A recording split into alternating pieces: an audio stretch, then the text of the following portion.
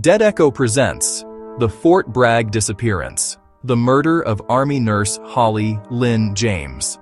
It began like an ordinary summer night in North Carolina, July 9, 2008.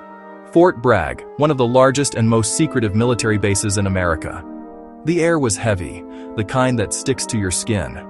Soldiers were winding down after evening drills, and the town of Fayetteville buzzed quietly beyond the base gates. At 10 p.m., a 24-year-old Army nurse named Second Lieutenant Holly Lynn James was alone in her small apartment off Clover Street. She had just finished her shift at the Womack Army Medical Center, where she worked in the maternity ward. She was known as calm under pressure, the nurse every soldier trusted when they were in pain. But that night, her phone rang. A call that would end her life. The man on the other end was her estranged husband, Corporal John Wemunk, a Marine stationed at Camp Lejeune, about 2 hours away. Their marriage had been built on discipline and torn apart by violence. In May 2008, Holly had gone to a judge and filed for a protective order. The report stated, "Fear for her life. Husband has threatened to kill her if she leaves." Yet, like so many military women caught between duty and fear, she withdrew it. Maybe out of hope, maybe out of pressure. That decision sealed her fate. By midnight, smoke was pouring from her apartment window. Neighbors woke to the sound of cracking wood and the smell of gasoline. Firefighters arrived within minutes and broke down the door. The flames were intense but localized, deliberate. Inside, investigators found something strange. The fire hadn't started from wiring or a stove. Someone had poured accelerant, and more chillingly, a large square of carpet had been cut and removed entirely. Whoever started the fire had wanted to erase something, and Holly was gone. Her car sat parked neatly outside, keys in the ignition, purse untouched. It looked less like she left, and more like she had been taken. When NCIS agents arrived at the scene the next morning, they knew immediately this wasn't a missing person case. The missing carpet, the smell of gasoline, 2 knives missing from the kitchen. A crime had happened here, one of military precision. Over the next 48 hours, the search widened. Dozens of soldiers and volunteers combed the woods around Fort Bragg. Lieutenant James is missing under suspicious circumstances.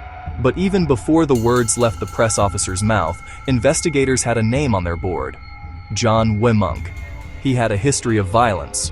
Small reports from fellow Marines, unofficial whispers of aggression, and a wife who had once begged for protection. A cooking accident. Inside his trash can, agents found charred fabric, the same beige color as the carpet from Holly's apartment. Phone records sealed the suspicion. At 10:37 p.m. on July 9th, Wemunk's phone pinged a tower in Fayetteville, the same area where Holly lived. At 11:30 p.m., it moved southeast toward Onslow County.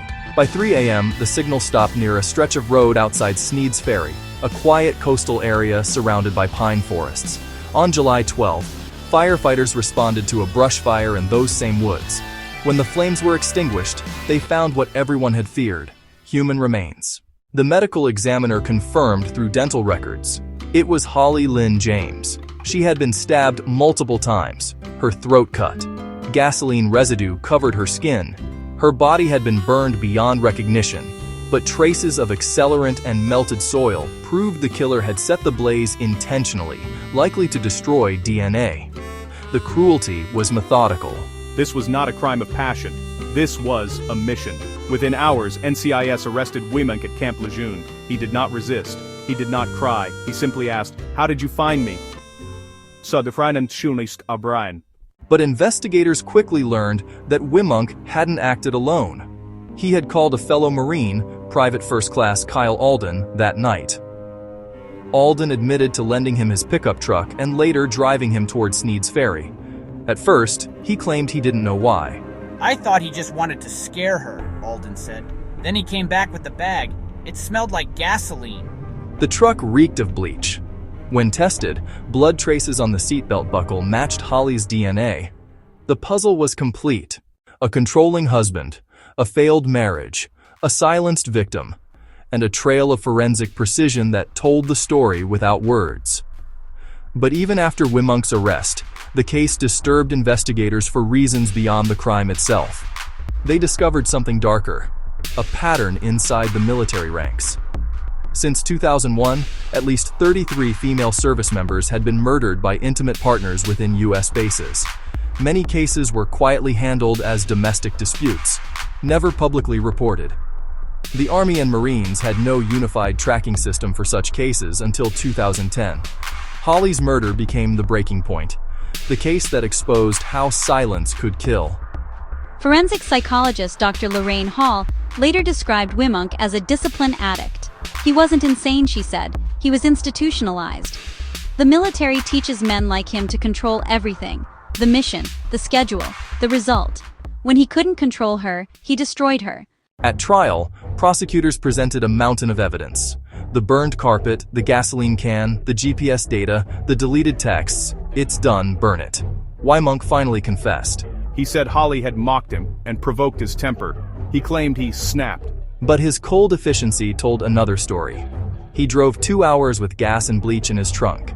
He had gloves. He had a plan. In September 2010, Wimunk pleaded guilty to first-degree murder and was sentenced to life without parole. Alden received 3 years for arson and accessory to murder. My daughter wore a uniform that promised her safety, but the danger wasn't overseas. It was standing in her doorway. That line would be quoted for years to come. Her family turned grief into activism, launching the Holly Lynn Initiative, a non-profit advocating for military domestic violence reform. Their pressure led to new Department of Defense protocols requiring all protective orders to be reported up the chain of command immediately. No more lost paperwork, no more oversight. But inside the walls of Fort Bragg, silence still lingers.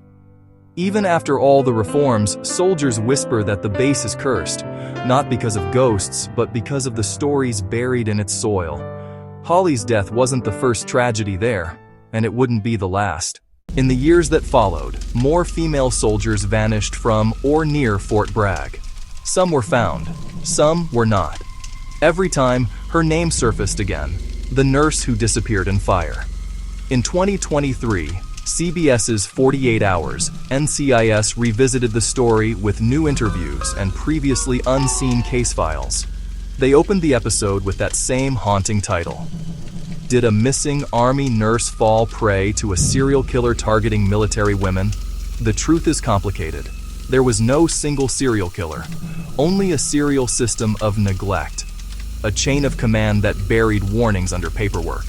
A culture that taught women to be strong, but never protected them when they spoke up. She fought to save others. She died waiting for someone to save her.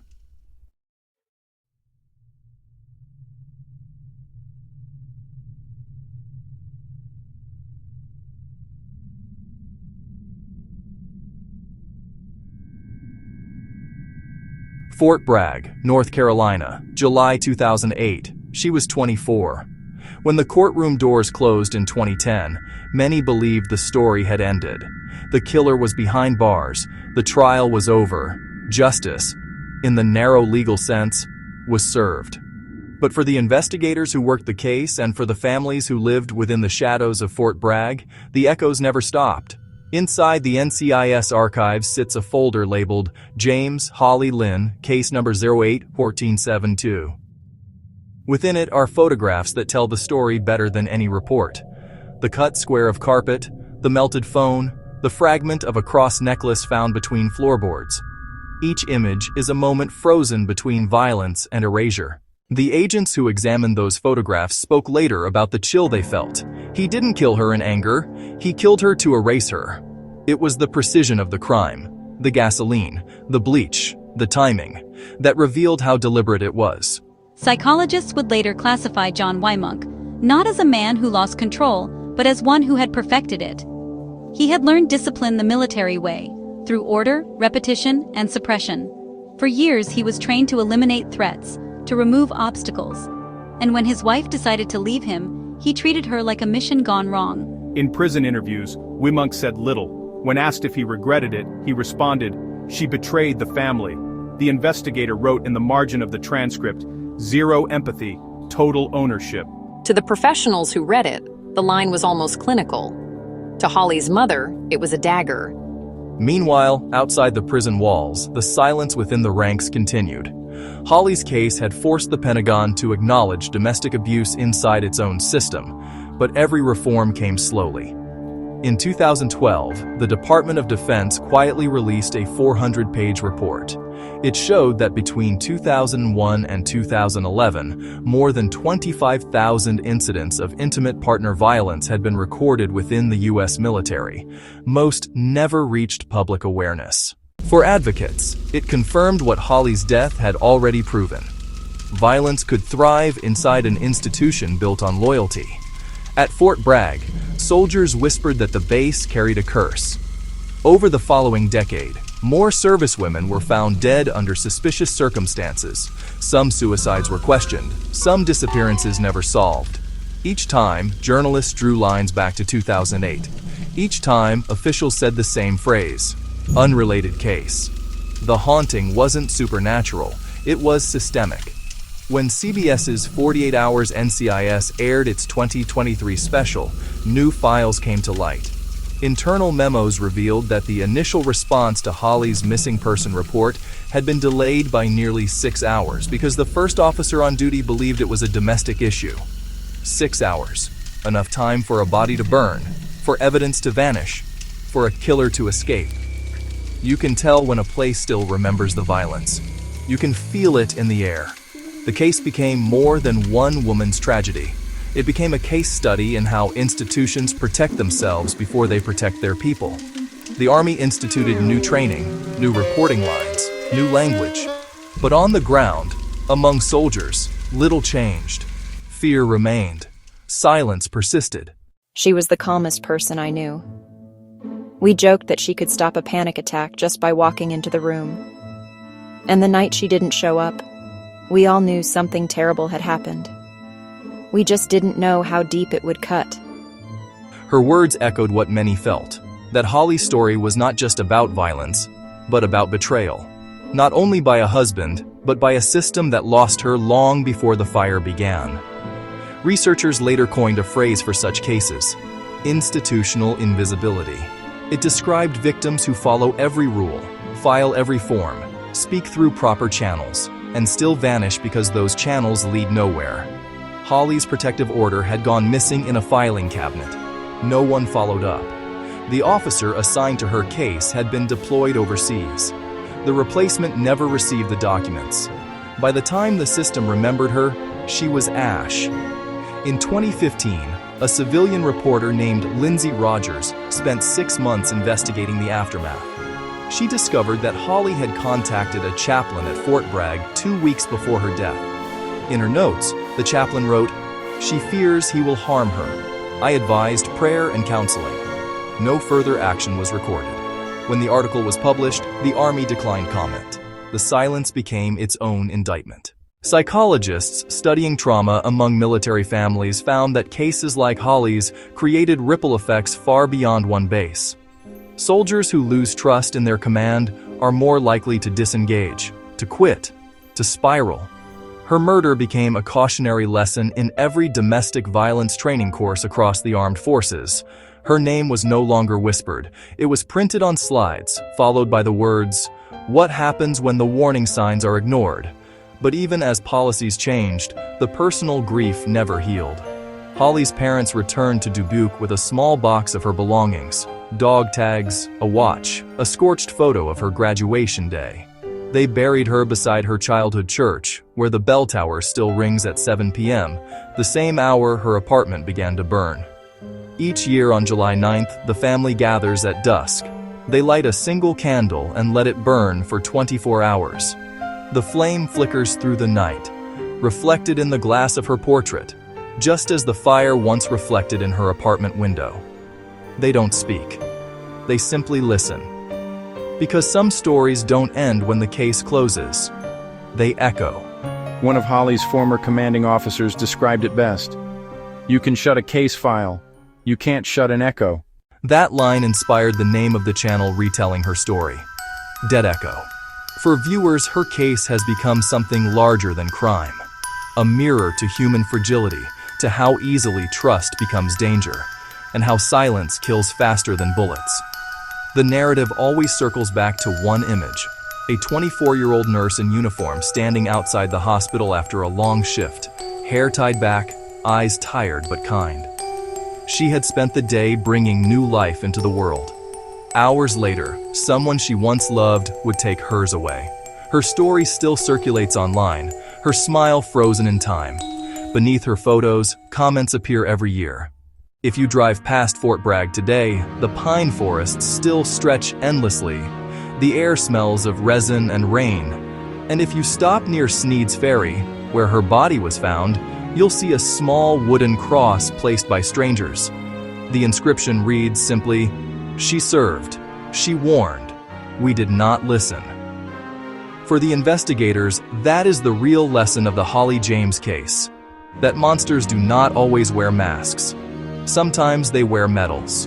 We train to fight enemies abroad. Maybe it's time we start fighting the ones inside our walls.